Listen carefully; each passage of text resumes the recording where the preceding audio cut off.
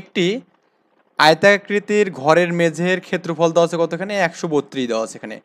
আর মেঝের দৈর্ঘ্য 6 মিটার কমালে ও প্রস্থকে দ্বিগুণ করলে ক্ষেত্রফল অপরিবর্তিত থাকে, মানে ক্ষেত্রফলে কোনো কি আসে না, চেঞ্জ আসে না। এখন বলছে ঘরের মেঝের দৈর্ঘ্য এবং প্রস্থ কত এটা আমাকে বের করতে বলছে। তো আমরা এখানে জাস্ট এটা সমাধান করি। 3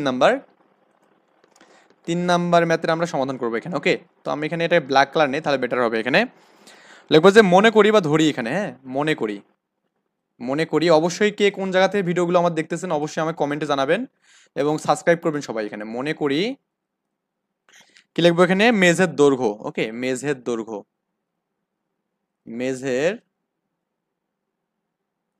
দৈর্ঘ্য হচ্ছে আমাদের x মিটার ধরলাম এখানে। ওকে, এবং প্রস্থটা আমি ধরলাম এখানে, মেঝের প্রস্থকে y ধরলাম,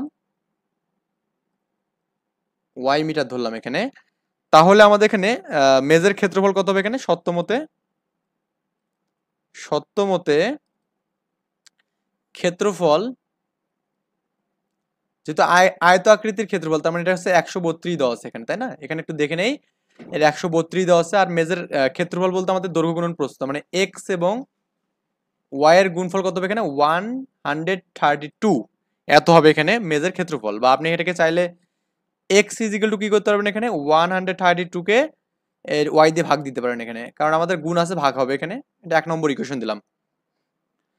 ওকে, এরপরে আমাদের কি আছে বলুন তো এখানে। আবার আমরা এখানে লিখতে পারবো মেঝের দৈর্ঘ্যটাকে আমাদের কি 6 মিটার কমালে এবং প্রস্থকে দ্বিগুণ করলে এখানে। ওকে, মেঝের দৈর্ঘ্যটাকে আমি কি করবো, 6 মিটার কমাবো এখানে।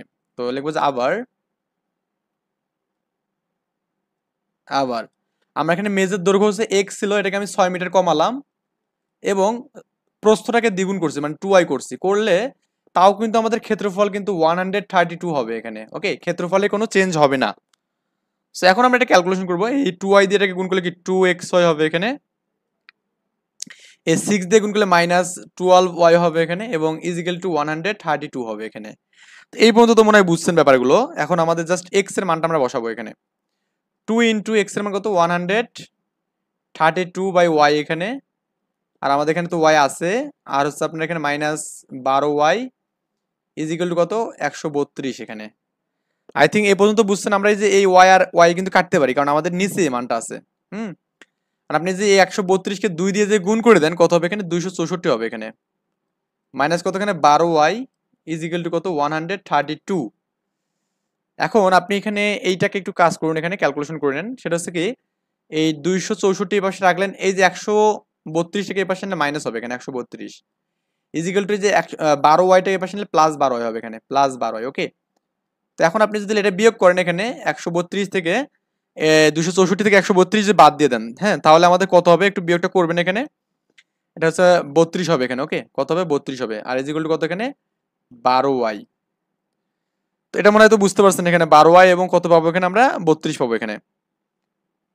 আচ্ছা, আমি কি এখানে কোনো ভুল করছি এখানে?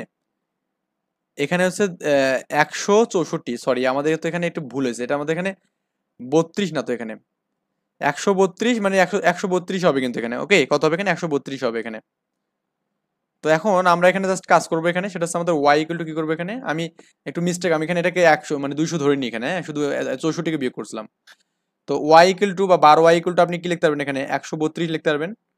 বা এখানে লেখা যাবে y ইকুয়াল টু কত লেখা যাবে এখানে, 132 কে 12 দিয়ে ভাগ করবেন।